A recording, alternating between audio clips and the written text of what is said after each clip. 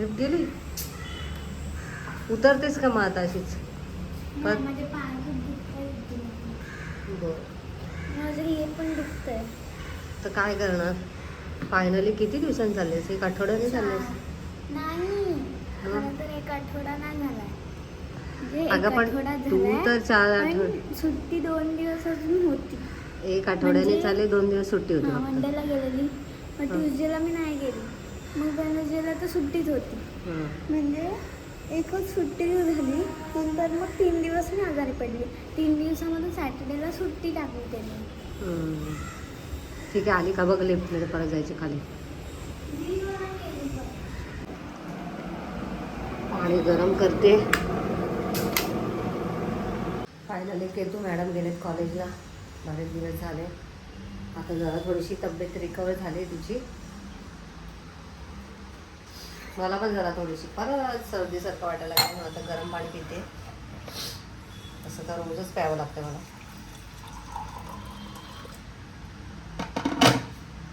चला म्हणतात पाणी पिते आणि आता मला जायचं आहे जिमला. प्रोटीन पिते आणि जाते जिमला.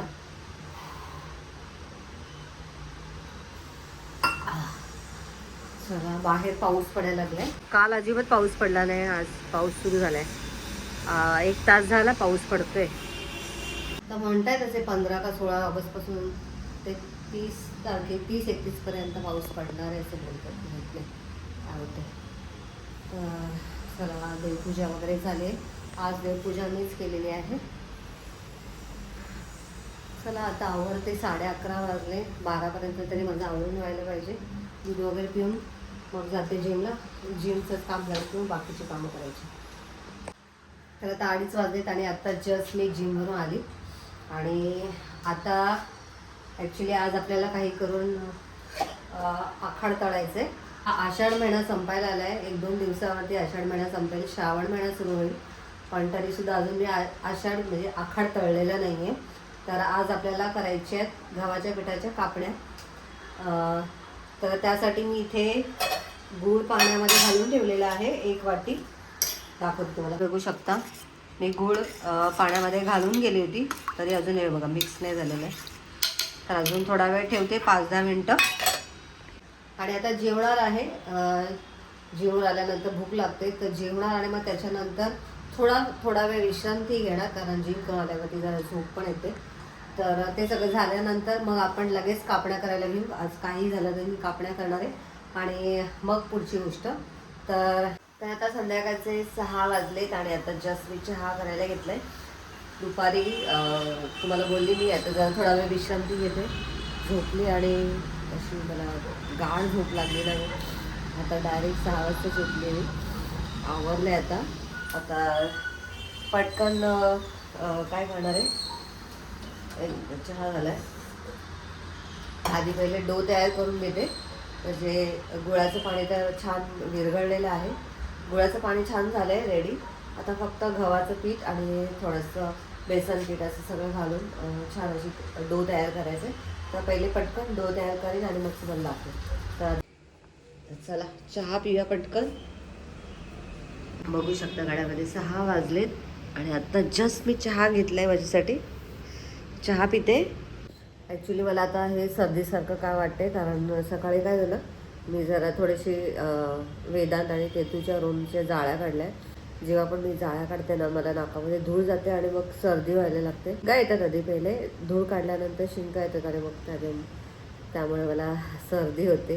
तर ॲक्च्युली मला धुळीची ॲलर्जी आहे आणि माझ्या लक्षातच नाही.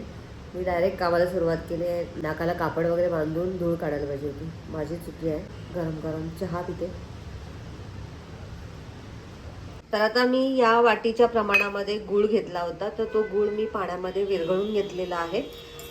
तुम्ही जर का पटकन करणार असाल तर गुळाला आपण गॅसमध्ये ठेवून म्हणजे गुळाच्या पाण्याला उकळून घेऊ शकता. म्हणजे जे गुळाचं पाणी आहे ते पटकन विरघळतं. आणि मी या वाटीच्या प्रमाणामध्ये इथे 2 वाटी गव्हाचं पीठ घेतलेलं आहे चाळून. त्यानंतर बेसन मी इथे 4 चमचे घेतलेले आहे. आता यात आपल्याला चवीनुसार मीठ घालायचं आहे. आणि आता आपल्याला हा डो मळून घ्यायचा आहे. आता हे जे गुळाचं पाणी आहे ना, ते आपल्याला थोडं थोडं घालायचं आहे आणि डो तयार करायचा आहे. आता मी हे जे गुळाचं पाणी आहे ना ह्या वाटीमध्ये गाळून घेते. जसं लागेल तसं मी यामध्ये टाकणार आहे. म्हणजे कसं या गुळामध्ये काही घाण कचरा असेल तर तो गाळून निघेल. तर आता हे थोडं थोडं करून मी आता ह्याच्यामध्ये त्याचा डो तयार करते. हे सगळं मिक्स करते. आणि आपण कापड्या करताना याच्यावरून खसखस आपल्याला पेरायची आहे, म्हणजे पसरवायची आहे. बरोबर, मी थोडं थोडंसं टाकते आणि याचा डो तयार करते. लागेल तसं आपल्याला यामध्ये हे गुळाचं पाणी टाकायचं आहे.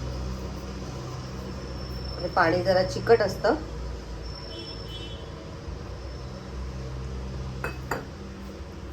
तर चला आता हे सगळं छान असं मिक्स करून घेते आणि याचा डो तयार करून घेते. बघा मळता मळता असा गोळा तयार झाला आहे.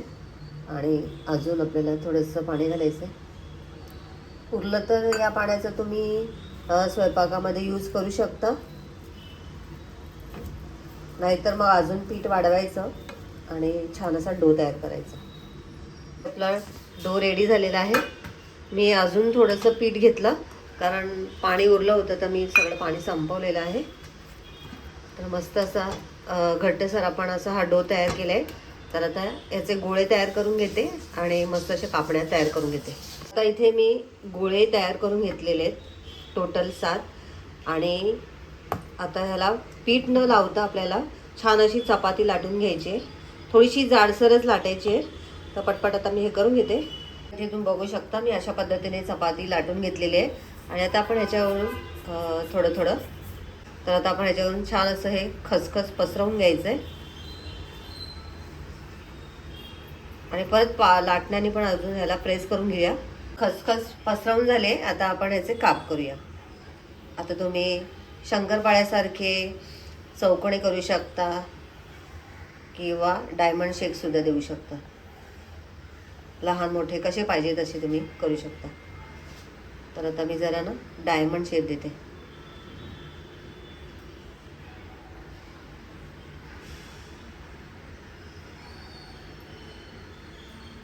थोडेसे जाडसर करायचे.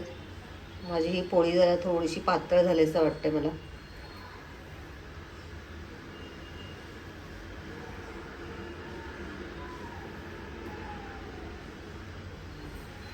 अशा पद्धतीने हे बघा. तर अशा पद्धतीने सगळ्या मी कापण्या या काढून घेते आधी पहिले. आणि इथे कढईमध्ये तेल तापायला ठेवलं आहे. तर ह्या सगळ्या कापण्या मी आता काढून घेते.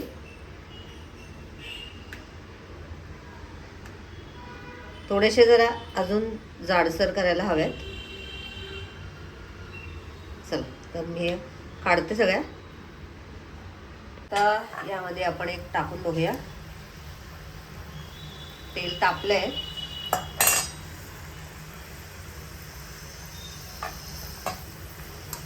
म्हणजे टाकायला म्हणजे तळायला काही हरकत नाही आता.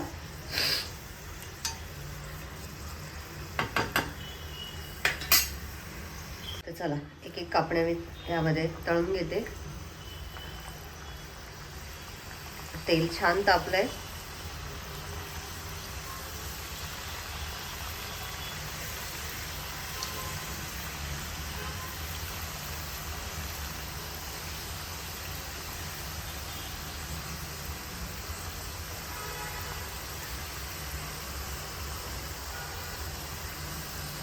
जेवढ्या बसत आहेत तेवढ्या तळून घेऊया.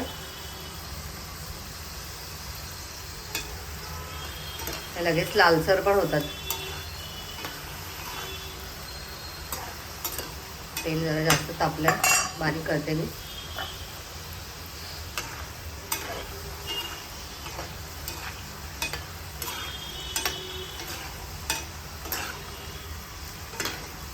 गुळाचं पाणी असल्यामुळे काय होतं, हे जास्त गरम असेल ना तेल तर पटकन हे होतात, लालसर होतात. काढून घेते.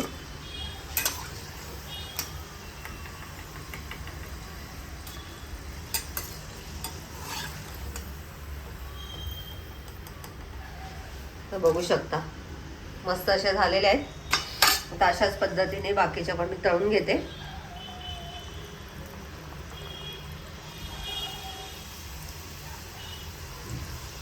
तर सगळ्या झाले की तुम्हाला मी दाखवते.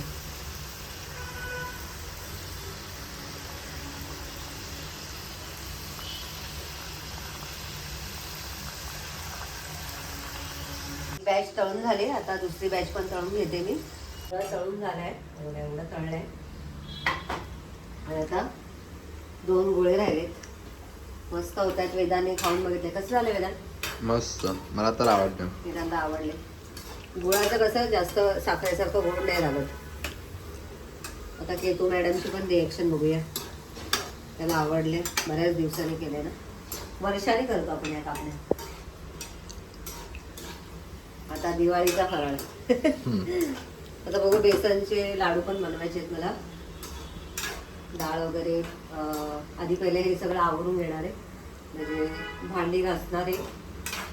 उद्या नाही, आता परवा करेल, कारण उद्या आहे दीप अमावस्या. तर आज दिवे सगळे काढून ठेवणार आहे. आणि मग दिवे घासावे लागतील आज सगळे. जेवढे असतील तेवढे दिवे घासायचे. मग उद्या मस्त दीप अमावस्या करायची. आणि मग नंतर ही वरची जी भांडी आहेत ती सगळी मी काढणार आहे घासायला. आणि मग नंतर मग काय काय होईल ते तुझ्याशी शेअर करते. चला या मंडळी, मस्त अशा आषाढातल्या कापण्या खायला.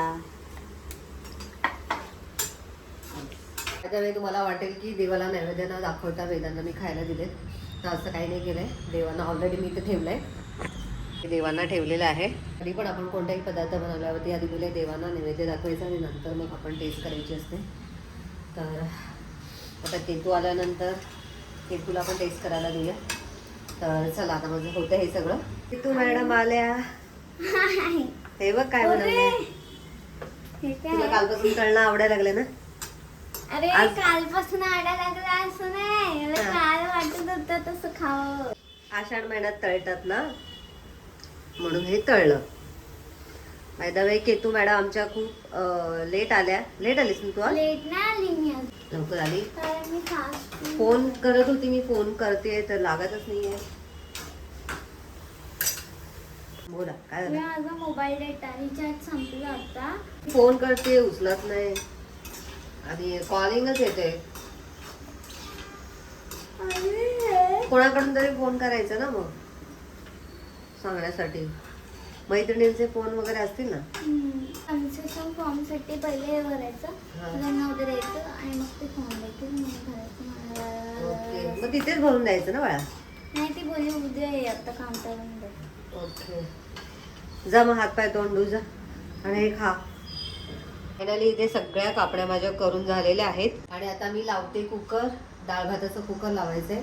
सकाळी चपाती आणि भेंडीची भाजी केली होती, तर भेंडीची भाजी पण आहे. आता फक्त डाळ भाताचं कुकर लावायचंय वेदितो आणि महेश यांच्यासाठी. माझं जेवण आज पनीर आणि चपाती आहे, तर त्यांच्या दोघांसाठी डाळ भात लावते पटकन.